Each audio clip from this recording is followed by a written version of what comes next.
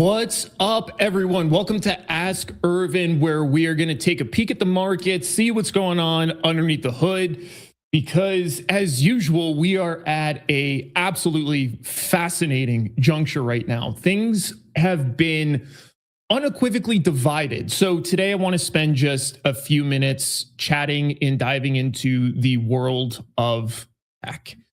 So first things first, as I try to leverage as much as I can, I was looking through the Ask Urvin tool and just getting a basic market summary and some key headlines. And there's a couple things that this thing flagged that I thought really stood out to me, specifically the relationship across sectors. And this is something that is probably worth us taking a closer look at. Because right now, as the market is going through this little bit of oscillation, not necessarily like plummeting on its face, although today a little closer to that than not that, but we're still within general healthy pullback regions, which is worth discussing briefly. If we take a quick look at Qs, for example, these last couple days, pretty aggressive down. But if we measure where we are in terms of a pullback, we're still within a 5% pullback. For those that don't know, the market spends the overwhelming majority of its life within 5% of all-time highs. So this still places us within a generally healthy pullback region. Now, what I can tell you is that this type of pullback, as far as I'm concerned, tends to have a higher probability of continuation versus not to the downside, at least in the near term. The reason for that is because if you see these other kind of pullbacks that are a little more organized, they have these larger candles, bigger down days, but it's not necessarily these big red gappy down days.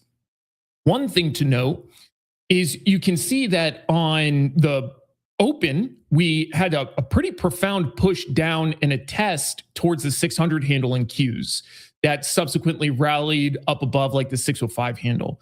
Right now in the options market, hedging activity is going pretty wild, and that shouldn't probably come to anybody's surprise. But I want to go back and I want to talk about the sector performance, because there's a few things that really stick out to me big time.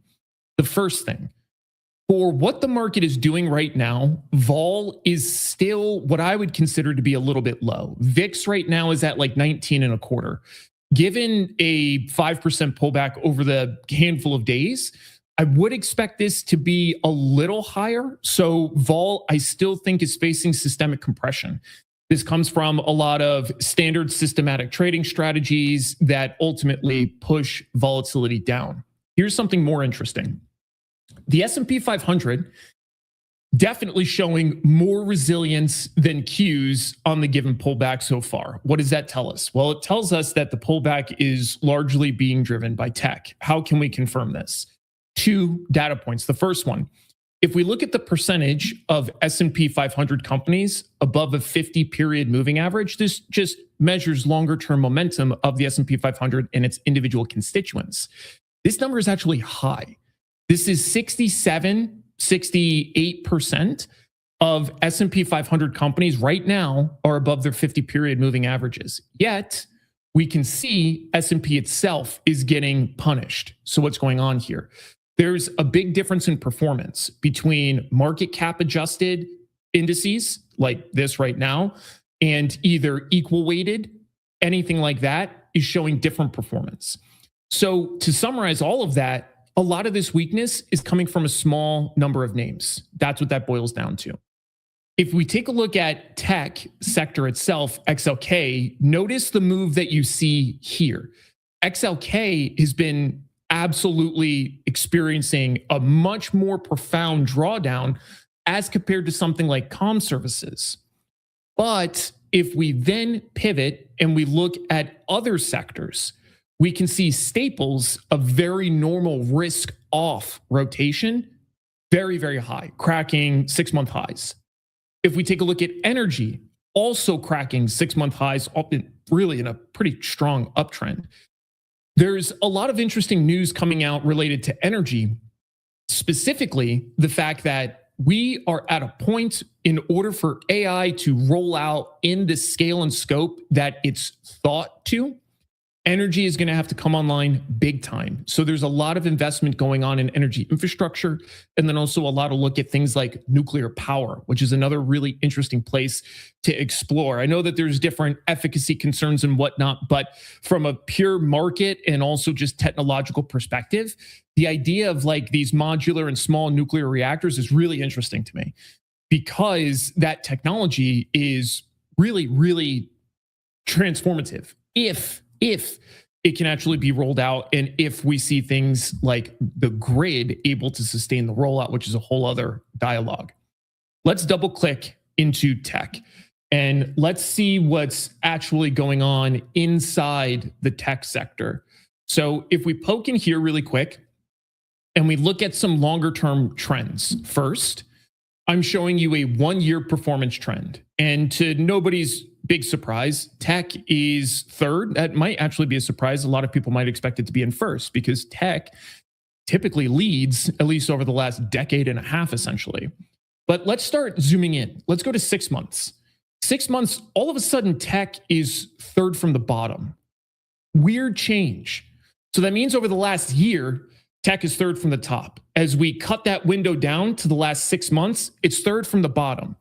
When you see big shifts like that, that's actually telling you something about the momentum of the underlying sector. Let's continue.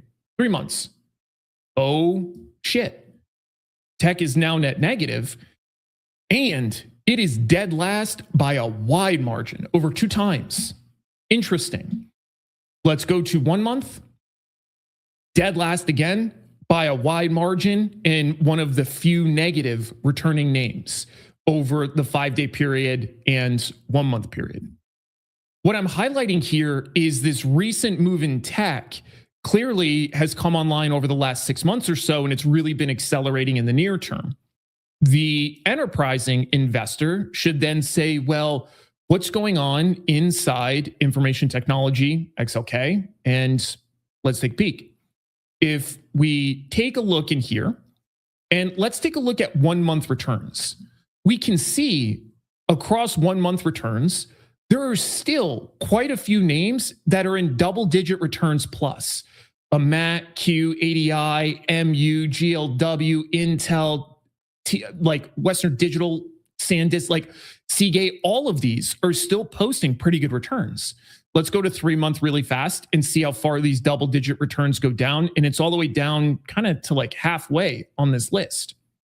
So what's actually going on? Well, if we flip this and we look at what's dying, it's things like APP. APP is down 28.6% over the last 5 days. So what's happening is inside information technology and inside tech, there are a handful of names that are doing really, really bad, that are drastically dragging down tech. Let's take a look at 5-day change real quick. And you'll see in terms of double-digit losers over the last 5 days, we have what, like 20, 25 names total here, if that. The point of measuring this is when we're trying to understand the quality of this decline and where the current state of the pullback sits and how profound that might be and how expansive it might be across the sector and across the market. When we look at this, we don't actually see that it's that widespread. However, it is occurring in some massive names, market cap adjusted. You have Microsoft that is literally down 14% over the last 5 days. Oracle down almost 15%. So there are names in here that have pretty significant market caps that are getting punished big time. AMD just got absolutely crushed. And if you looked at AMD's earnings, it's kind of interesting because their earnings weren't that bad. They actually beat on EPS, which, by the way, is an entire common misconception. Just because something has a good EPS doesn't mean the stock's going to go up, and same thing for a bad EPS versus, estimates versus actuals. Normally what that comes down to is the forward guidance. And the forward guidance did show some weaker Q1 projections compared to prior years. So the question the investor has to ask themselves right now is, what do I think is going on in tech? How pervasive do I think this move is? And where does that yield opportunity? One of those that I can answer for you right now based on what we're looking at, the near-term down move is still broadly accepted across the entire sector, right? Like if we scroll through this list of tech, this is within S&P 500, most of them are negative over the last 5 days. But if we look at actual bigger pullbacks that are like double digits plus, again, that's a much smaller cohort. And of that, there's deeper severity, meaning like 15%, 20% plus in only a handful of names. So as it sits right now, it still looks relatively isolated. But as always, markets evolve and things change. So you have to stay on top of what your ideas are and to make sure that your portfolio accurately reflects what you expect to see. And a lot of that you can clearly come across in a tool like this. So as always, enjoy catching up with you all, taking a peek at the markets. If you have any questions, let us know in the comments. See you guys later.